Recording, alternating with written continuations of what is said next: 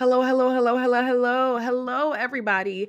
This is Serea from Purposeful Professional Media. Yes, most of the time you hear me and I'm interviewing someone, I'm never really the person that is the person talking most of the time. Oh, actually, well, I am talking, but I'm also interviewing someone. Today, I want to announce this new inclusion, right, of a type of episode that I want to call Surayya's Solos. So I want to create more of a connection between myself and the listeners. So yes, I will be doing solo episodes and solo content. Sometimes I'll be responding to an interview. Other times I'll be talking about popular culture and careers. Other times I'll just be talking about my journey. Think of this as like the daily show for careers. We're going to release content once every other day. So pray that I keep up. No. I love doing this work. And I think that I love having these conversations with you all. So I do see this as another conversation, but just me at the mic this time, right? So today, I want to talk about revisiting a concept. It's a Japanese concept, and it's a concept about having a meaningful career in life, and it's called Ikigai, right? And I want to revisit this almost 3 years post my college graduation. I want to also talk about postgraduate depression, the quarter life crisis, and finding your path as a Gen Zer, okay? So I want to talk about these things because I feel like I'm 24, and my 25th birthday is like all the way in November, so I do have some time. I'm not that old. I am not that old. I'm not even in my mid 20s yet, so I'm really trying to just soak up every single moment that I have still. But I do want to talk a lot about the things that happen when you are in your 20s. A lot of my guest base and listener base is also in their 20s. So we are going through very, very similar things. We are experiencing, record numbers of unemployment for our generation. Many of us cannot buy homes, can't even really buy cars. And we're supposedly the richest generation, but still dealing with a lot of crap that the richest generation really shouldn't have to deal with. We're projected to be the richest generation according to The Economist magazine. So I want to talk a little bit about that. And yeah, let's just get into it. Let's just have an open and honest discussion today. And this is episode 1 of Surayya's Solos. Okay, so my first question for you all, and the question that we're going to explore during this solo episode, is does finding your life's purpose get harder or easier after college? So college is a vacuum, but it also is kind of like a utopia for some. And for others, it's like a dystopian thriller. You know, college can be a lot of different things to a lot of different people. When I bring up college, I'll hear some people give me like an Animal House recollection, like, oh, college is where I partied all the time and I made all these friends and da da da da da.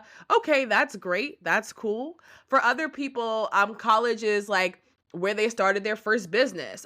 College is where, they met their spouse. College is where they met, the foundational friends and people that they have in their lives. But for a lot of us, the number one reason why we go to college is because we are trying to, I don't even want to say get to the bag now, because that's just what we always say, but we are trying to find some sort of direction in life. Like we can say college is the ideal preparation for entering the workforce. And yes, there are some Gen Zers, especially who did not do college and who are able to find success as content creators, who are able to find success as entrepreneurs. I mean, we live in a world today where between e-commerce and social media, there are so many opportunities that didn't exist. But I'm going to speak specifically about the post-college experience, given that that was my experience, right? And one of the things that I saw when I was in college that resonated really, really, I guess, deeply with me on both a good end and a bad end is that I did see people wanting to find their path. Now, I think that there's something about college where we take things like our majors, our minors, our concentrations, our internships. We take these things really, really seriously. If you went to a pre-professional school like I did, and for those who are like, what is pre-professional? Okay, pre-professional is when an institution is designed to produce a certain professional identity. So like, say, for example, a law student would be seen as pre-professional because they're going into law. Some colleges are pre-professional in that the institution itself promotes a professional identity. So most people want to go into business, law, medicine. And that's one of the colleges that I went to. Well, not one of the colleges, the college I went to. It was very pre-professional. And I found myself as somebody who wanted to be an entrepreneur. I was in the business major, but unfortunately, one thing I'm learning about entrepreneurship is that you need something to apply it to. Rachel Rogers, who wrote Your First Million. Rachel Rogers. She talked about applying entrepreneurship to your gifting, right? So I had to figure out what my path was. Yes, I wanted my path to be ownership. And yes, I did some of the foundational work, but I can honestly say for me, my purpose got much harder and finding it got much harder after college. But once I did find it and once I did step into it, things started looking very, very different. Like I said, there was this one end of like finding your purpose, finding your calling, but there also was this other end of like, just doing things for money, right? Just trying to find a job, just trying to find the thing that makes sense. And I think that for many people, we're caught between those dichotomies. College can be a time of great exploration. It can be a time of great renewal. It can be a time of finding yourself, but it also could be a time of losing yourself, okay? And I can tell my story as an example. I came into college and my first business idea, it's funny because one of the things that people would talk about a lot, as kids of the early 2000s, is that we should make time capsules. And I even know some people who growing up made time capsules. They took their letters, they took their report card, they took whatever mattered to them, put it in a box and buried it under the earth, right? I kind of had a time capsule, but I had a digital time capsule. So one of the things that I would do is I would digitize my vision boards. And, today, if I was in high school today, I would have made them into NFTs. I would have gotten real techie with it, but I would have digitized, and I did digitize my vision boards. I digitized a lot of my essays and things, and I saved them in a OneDrive and a Dropbox. And I was able to go over that information and really look at it very, very critically. And I realized that there were a couple patterns there. So the first pattern was that I wanted to be self-employed. Like I screamed from the rooftop that I wanted to be an entrepreneur. This is like the 2010s. This was like what, 2016, 2017? I screamed from the top of my lungs. And this was before we had TikTok and everybody was a TikTokpreneur. I just knew that I wanted to have some form of independence. I knew that I wanted my life, right, to not be defined by a regular job. And granted, I've always been a hard worker. I had internship even in high school. But I just always felt like I had to do something more independent. It's the independent nature of me, okay? It's the untethered soul that I have, that I felt like I had to do something more independent. And I was always looking for that thing that was just like more independent. But I also started looking a bit deeper, right? And I realized that I always had this passion for media and entertainment. I always had this passion for talking to other people and storytelling. Even when I didn't necessarily see that in myself, it showed up in a lot of different ways. So, growing up, I went to a religious high school and I was always tapped to minister. And I didn't want to minister at all. I didn't want to be the senior class chaplain. I remember running from it so bad that when the pastor and the Bible teacher that recommended me to minister for one of the student ministry days, when he left our school, unfortunately, he left our school due to a situation. I remember being glad. I remember thinking, oh, well, they're never going to tap me again to speak. Oh my God, I'm excited. But no, somebody found me and asked me to speak. So I didn't realize at the time that my desire for self-expression, my desire for, entrepreneurship, and my desire for media and entertainment, which I had grown to eventually as I started, speaking up more in college and high school and realizing that I really, really liked it. Like I liked this connection thing. I didn't realize that those two worlds would merge. When I was in college, I thought of media and entertainment as in entering the industry in a traditional sense. And I think that God himself had to get me off of that path. He had to show me, no, you can use your gifting, right? For creativity, for communication, for speaking to people. You can use your gifting, use your key, but you also can apply it to entrepreneurship, right? They don't exist in a vacuum. And as we go through this episode, I'm going to talk a little bit about how I've been able to transform my postgraduate years through understanding this one concept that I learned a while back, but I'm revisiting it now, and it's called Ikigai, right? And it's a Japanese concept that basically talks about the reason for being. And one of the things that's very, very fascinating about your Ikigai is that some people say it's a Japanese secret to a long and healthy life. It's at the intersection of what you are good at, right? What you love, what the world needs, and what you can be paid for, right? But I think one of the things that I really did struggle with as I left college is I struggled with this attitude towards my own gifting. I had an attitude towards my own gifting. And when I went over Ikigai and I realized, no, like what I am good at, what I flow in should ideally be a part of what my contribution to the world is. It shouldn't be separate from that, right? So I had to recognize that I was trying to fit myself in an entrepreneurship box that didn't necessarily align with my core gifting. And I had to go back to the drawing board. Quarter life crisis hit me. Yeah, it hit me at 23. It really, really did. But you know what happened when it hit me? When it hit me, I understood where I had to go, right? I understood emotionally what was missing. I understood that I put myself down a path. Yes, I had gotten it partially right? That I wanted to be an entrepreneur. I got that part right. But I also didn't get a fundamental part right, that I needed to be the type of entrepreneur that led with my creativity, my vision, and my communication, right? I needed to exist in the world of intangible products.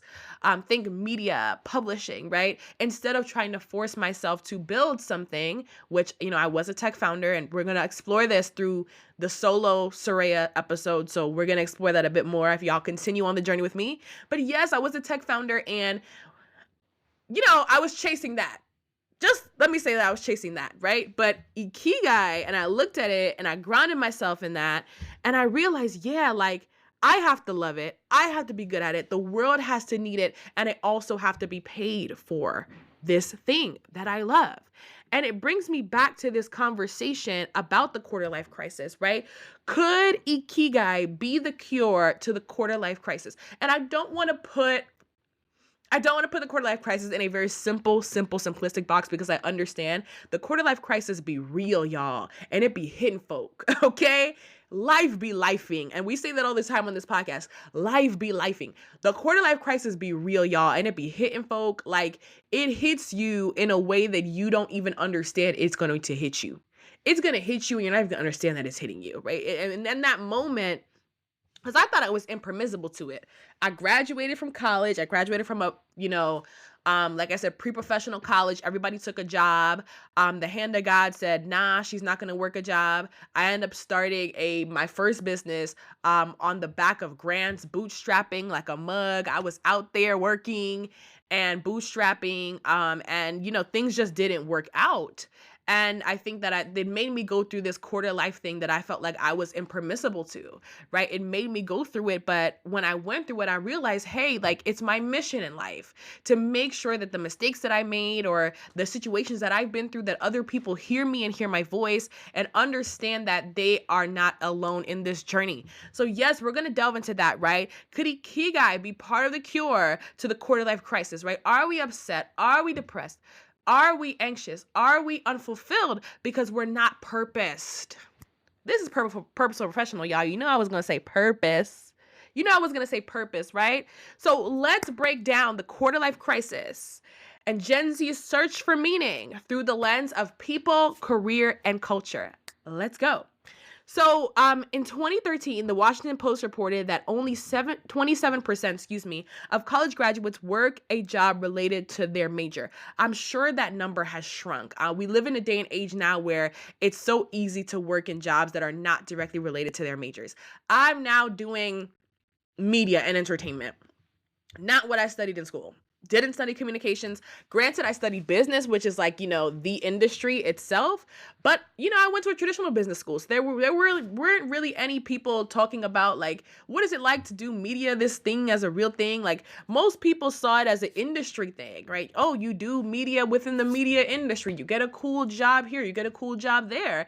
But I began to realize, just being the person that I am and always seeking God in everything I do, that my role in the industry was to be a creator of media, not an analyst of media or not a project manager in a media company, right? So I think that I had to recognize that. So I am a part of that I'm a part of that 70 73%, not the 27%, but the 73% that do not work a job related to their major. And I feel like people are looking for something right nowadays that aligns with who they are now more than ever, and not just something that makes logical sense.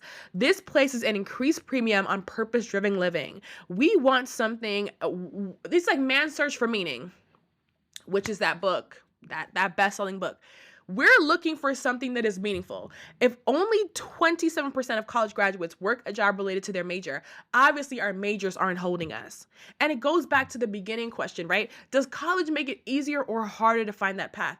Maybe college might make it a little bit harder, right? Colleges aren't necessarily interdisciplinary. We're forced to specialize. I mean, unless you go to Brown University, and Brown has that open curriculum that is enviable, enviable to a lot of people. You're forced to specialize, right? And now when I read books like Range by David Epstein, we understand that specialization too soon, what can that do to you? It can, make you feel like you have to follow a certain path. Oh, I have to work in business for X and X amount of years because that's exactly what my peers did. Or for me, like what I felt, or I have to be an entrepreneur that starts a tech company because that's so my alma mater, right? I think that it's one of those things that I had to recognize, man, like bring yourself all the way back.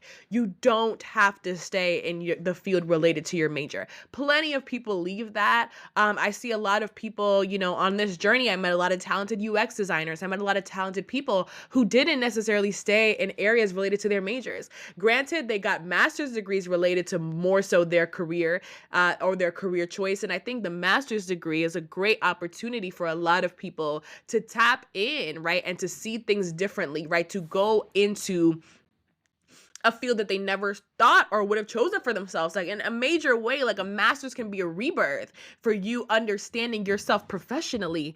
But yes, like I think this search for meaning, right? And this career crisis, we have to first acknowledge, hey, you might have outgrown the path that you thought you'd be on forever. You might have studied business, but business is not your thing.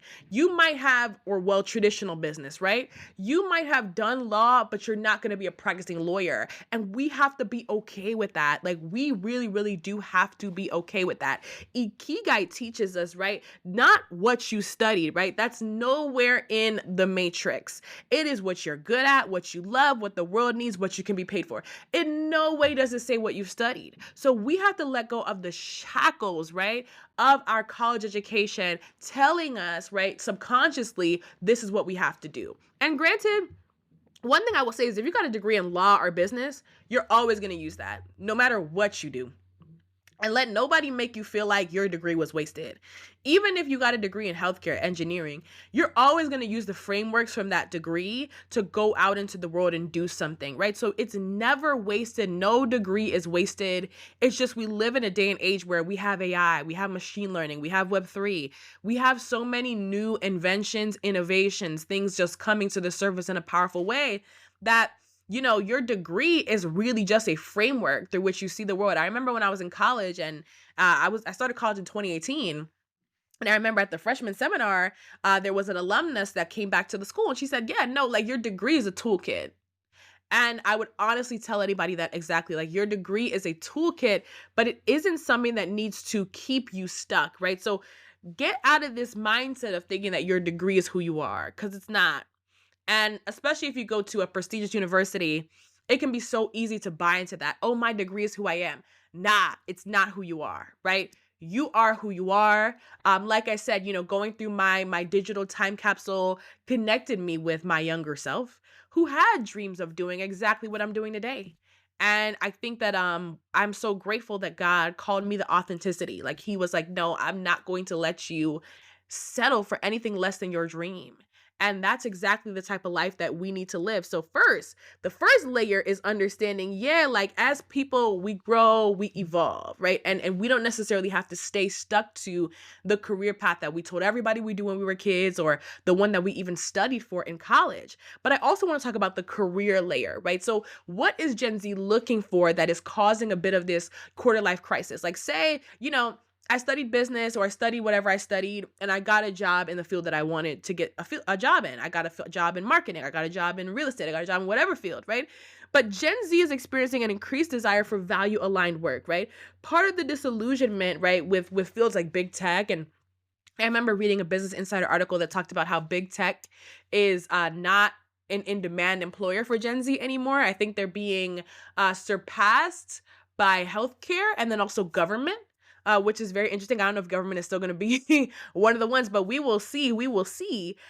Big tech was once heralded as a second coming of, a positive wave of jobs, high-paying jobs due to tech talk. We had all those tech talkers, especially during COVID, yapping at their gums about how much they were making.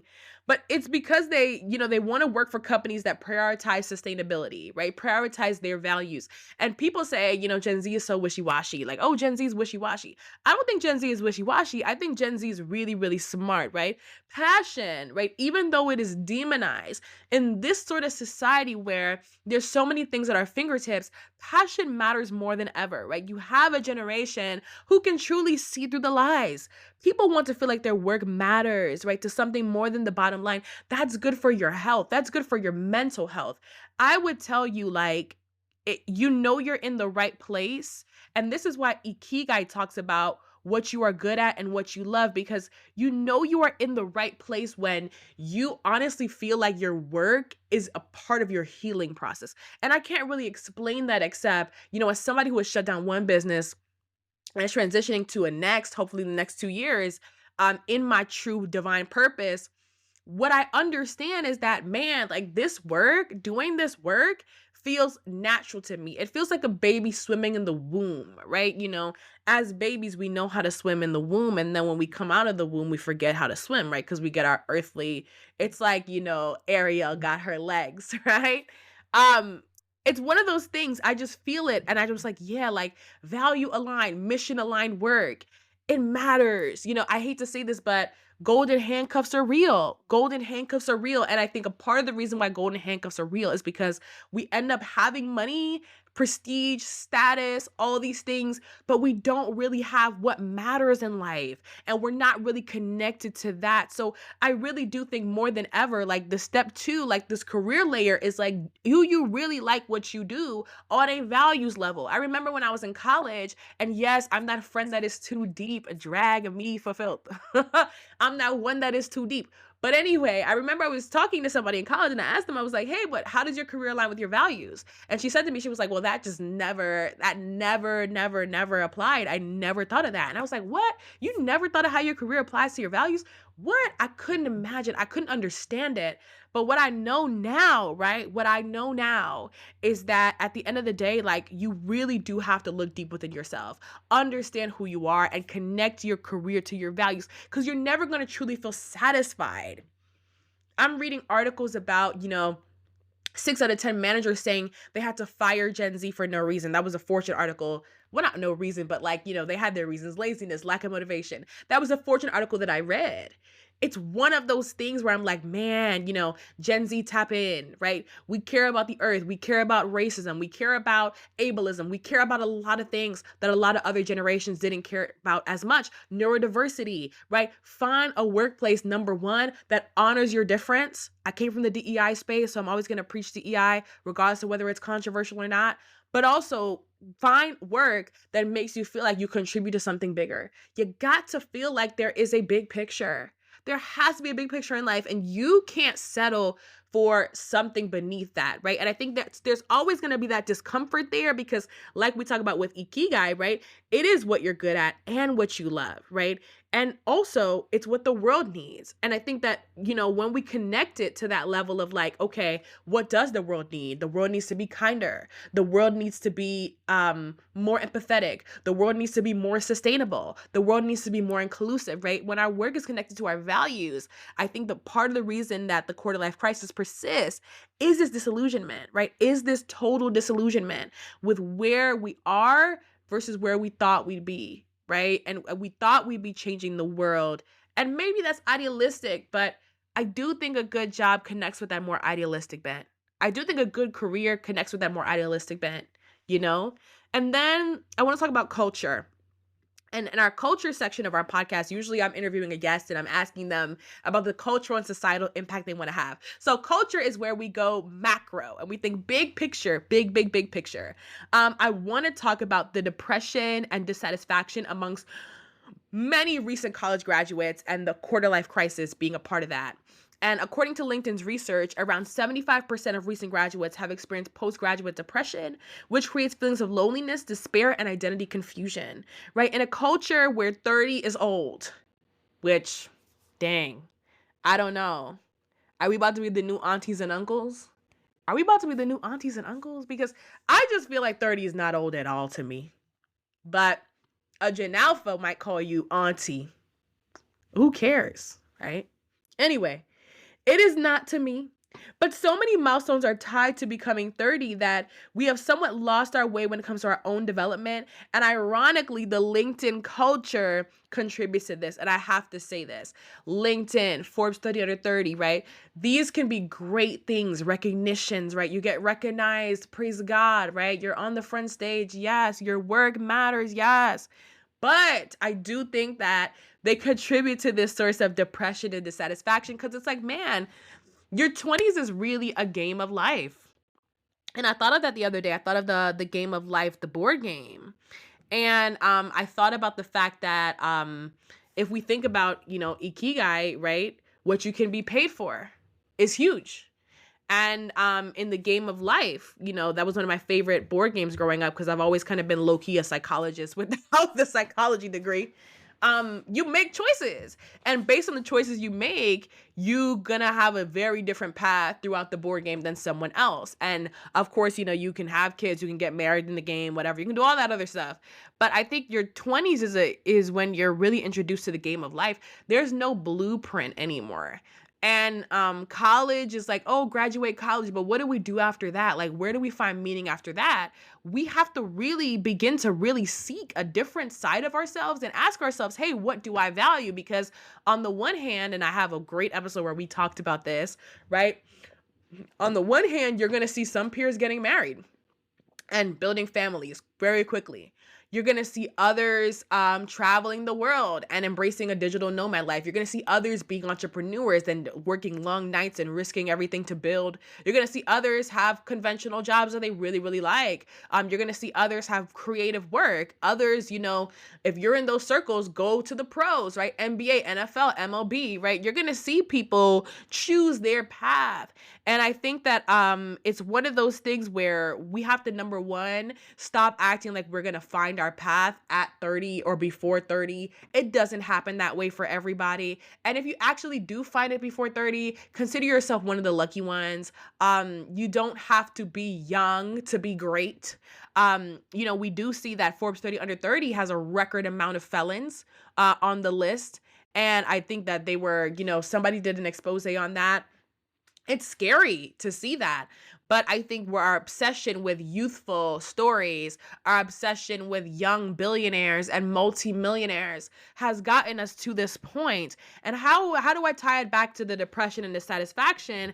It's like money is really the metric of success for a lot of young people. If I could keep it all the way real, we can talk about meaning and we can say we're anti-capitalist, but I don't necessarily see that. I see people going for the top job. I see people going for, the whitest of white collar work. I see people going for what they can go for, and aiming as high as they can. And I can't deny that that's so important. But I also do think, I've had to look deep inside myself and ask myself, what do I value, right? Do I value being at a job that destroys my mental health, but gives me, 150K plus a 50K bonus? Or do I value having my freedom and my autonomy in life, building something that matters to me, having the conversations that matter to me, and starting from there? And I think it's one of those things in the culture and the society today, like we're so materialistic that it can be hard to have a more purposeful path in life. Even if you think you're called to that, it can be so very difficult. So some people might listen to me and say, starting salaries rule, like, Ikigai, like what you can be paid for, that area is the most important thing. At the end of the day, Gen Z can't afford a home. They can't afford a car. They can't afford to get married. I think that that's a valid counter argument. I'm the queen of passion and I'm an idealist at my core. So I'm going to say things the way that I say things. But have you ever heard, and this is all my answer to those who say stuff like that, like passion doesn't matter. I just want to check, come from a low income background. I just need to survive. And I get that. I get the need for survival because that's a fundamental need. Maslow's hierarchy of needs, right? If your physical needs aren't being met, what is going to be met? But I want to ask you all if you heard about golden handcuffs, or if you even researched some of the many reasons why someone might feel trapped, even in a high profile job, right? According to The Economist, Gen Z is by far the wealthiest at this stage compared to millennials and Gen X. So at our ages, we're actually wealthier than previous generations were. And that makes a lot of sense because I feel like that will continue to be a trend as we, gain more opportunities for entrepreneurship, for creative expression, to monetize our giftings. But still, there are declining rates of well-being, increased anxiety, etc. So we have more money than our predecessors had, but we still are experiencing declining rates of well-being, increased anxiety, etc. When are we going to recognize that money isn't the only metric? Mic drop moment. That's a mic drop moment, but it's the truth. When are we going to realize that money isn't the only metric? And I'll come on here and I'll preach that because it's the truth. I do think that money is very needed, right? Money is an exchange of value, right? If you work, and you do great work, you deserve to be paid well. But I don't think that you should treat how would I say this? Your job as a prison that you get paid to go to. That really isn't something that you should be seeing or experiencing, but that's what's happening. It's a whole golden handcuffs thing, right? It's a whole golden handcuffs thing. And you can have the job, but still not be happy because of these other things, right? And this hits home for me because I was almost living that life. I can't even really judge, right? I was almost living that life. It was, and I'm a woman of faith, so I'm gonna come on here and be bold about my faith.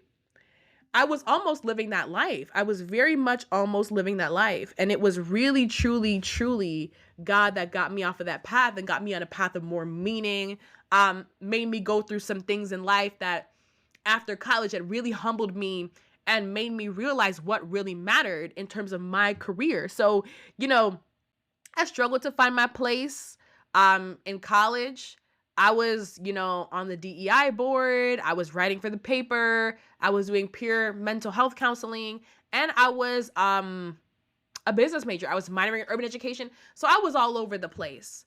But I had to look for that direction. And I had to look deep within myself and really I went through that search for identity. I went through that search for professional identity. Like, who am I, right? What type of entrepreneur am I? I done tried so many little types of entrepreneurship, but nothing felt right until I got to this media thing. And I think that I even had, divine intervention open doors for me in this field. As we talk and I do these solo episodes, I'm going to talk to you all a little bit more about how I knew that this was my thing and where I think this is going. But it took me time to get there. It really did take me time to get there. And still at 24, 24, I feel simultaneously old and young. And I think it's one of those things, maybe it's that quarter life crisis thing. Cause it's man, I've tried a lot of different career paths and I finally landed on one. But yeah, this hits home for me because I'm living it. And I think that's why I'm so passionate in sharing this message. And that's why I wanted to teach you all about Ikigai, right? But that's also why I want to continue to have these conversations and these solo episodes. We're going to call these Surayya's solos, and they'll be released every other day. And we're going to keep up with each other, right? As young people, older people, whatever age you are, right? Purposeful Professional Media is for you, right? It's speaking to that purpose and that calling within us all that I think some of us have buried so much, but we are going to unleash it and work on it together, right? So what do you think, right? Does Ikigai matter, right? Can unlocking these instruments of discovery be the tool that can help Gen Z, and not only just Gen Z, but anyone find meaning? Let's think, talk to me, y'all. Talk to me in the comments and tell me what you think, okay? So let's tune in to Purposeful Professional Daily with me, Serea. Let's get your career and life together. We're going to do this. This is the podcast for your career, the people, and the culture. Bye. I'm out. Thank you.